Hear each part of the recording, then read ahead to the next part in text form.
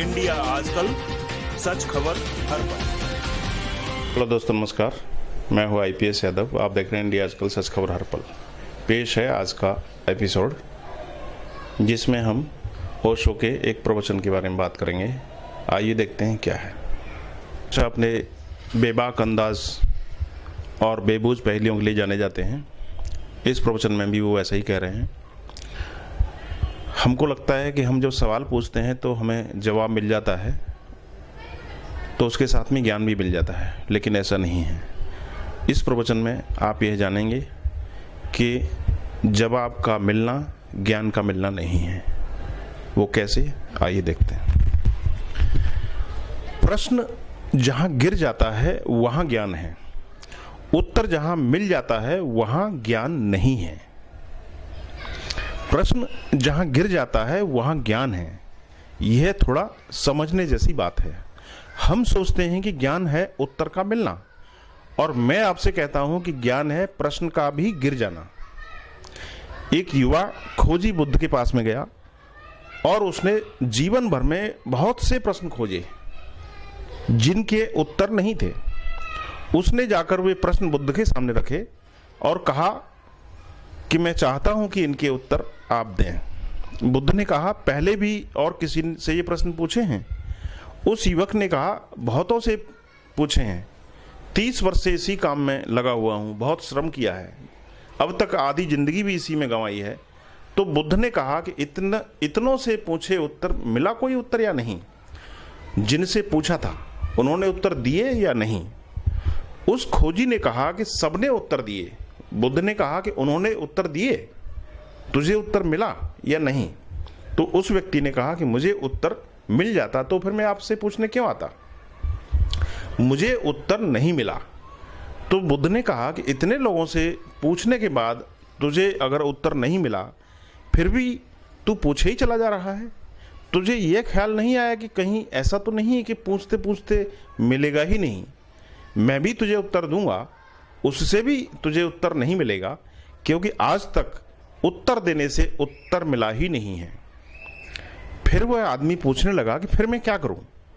तो बुद्ध ने कहा, तू 1 वर्ष यहां रुक जा और इतना शांत हो जा, इतना शांत कि तेरे सारे प्रश्न ही गिर जाएं।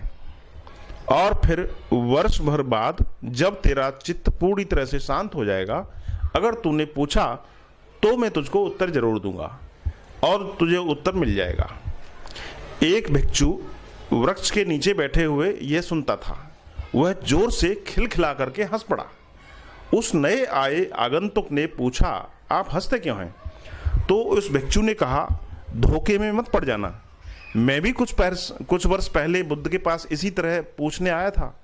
उन्होंने मुझसे कहा था कि 1 वर्ष रुक जाओ और चुप हो जाओ और फिर पूछना, फिर मैं उत्तर दूंगा। यह बड़े धोखे की बात है, तू इस बात में मत पड़ना। क्योंकि मैं जब चुप हो गया 1 वर्ष भर बाद, और जब यह मुझसे पूछने लगे कि पूछना है, तो तेरे पास पूछने को ही कुछ नहीं था। मैंने पूछा कि इन्होंने उत्तर ही नहीं दिए। मैं तुझसे कहता हूं कि अगर पूछना हो तो अभी पूछ लेना, क्योंकि वर्ष भर बाद तेरे पास में पूछने को कुछ बचेगा ही नहीं। और यह मेरे साथ ही नहीं हुआ है, यहाँ पर सैकड़ों लोगों के साथ में यह रोज होते हुए मैं देखता हूँ। वे आते हैं, पूछते हुए आते हैं। बुद्ध कहते हैं कि पहले चुप हो जाओ, फिर पूछना, फिर मैं उत्तर दूंगा। वे चुप ही हो जाते हैं, वे फिर पूछते ही नहीं हैं, और बुद्ध के उत्तर का पता ही नहीं चलता है कि उत्तर क्या है। बुद्ध ने कहा, मैं अपनी बात पर कायम रहूंगा। अगर वर्ष भर बाद तूने पूछा तो मैं उत्तर दूंगा। अब तू ही पूछने से इनकार कर दे तो मैं क्या कर सकता हूं? वह आदमी रुक गया। उस आदमी का नाम था मौलुक्यु पुत। वर्ष भर बाद, ठीक वर्ष बीतने पर बुद्ध ने उससे कहा, मौलुक्य, खड़े हो जाओ और पूछो। वह मौलुक्य पुत्र हंसने लगा और उसने कहा कि नहीं पूछना है, नहीं पूछना है। बुद्ध ने कहा, लेकिन क्यों नहीं पूछना है?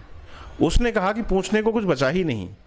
मन इतना शांत हो गया कि प्रश्न ही नहीं है कोई, और अब मैं उत्तर की झंझट में पड़ने वाला नहीं हूं। जब प्रश्न ही नहीं है तो उत्तर की झंझट में कौन पड़े, कौन झंझट ले उत्तर की। मनुष्य के सारे प्रश्न सन्निपात में पूछे गए प्रश्न हैं और सारी फिलॉसफी सन्निपात में लिखी गई है। सारे शास्त्र और सारा दर्शन और सारी हजार तरह की सिस्टम्स, सब कुछ सन्निपात में पूछे गए प्रश्नों के उत्तर हैं। जानना वहां है जहां की सन्निपात मिट जाता है। पूछने का ज्वर ही चला जाता है। मैं कोई उत्तर नहीं दे रहा हूं और न आपसे यह कह रहा हूं कि आप पूछें मैं कौन हूं, मैं आपको उत्तर मिल जाएगा, नहीं।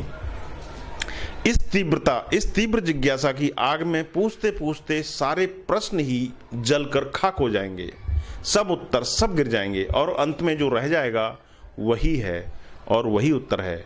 लेकिन वह उत्तर आता नहीं है, आप ही बचे रहते हैं और आप ही उत्तर हो जाते हैं। संभावना की आहट, ओशो। तो दोस्तों, ये प्रवचन कैसा लगा आप इस बारे में नीचे कमेंट बॉक्स में जरूर मुझको बताएं और आप सलाह भी दे सकते हैं कि किस तरह का प्रवचन ओशो का आप सुनना चाहते हैं। अगर अच्छा लगा है तो इसको लाइक, शेयर, सब्सक्राइब करें। बहुत बहुत धन्यवाद। इंडिया आजकल, सच खबर हर पल।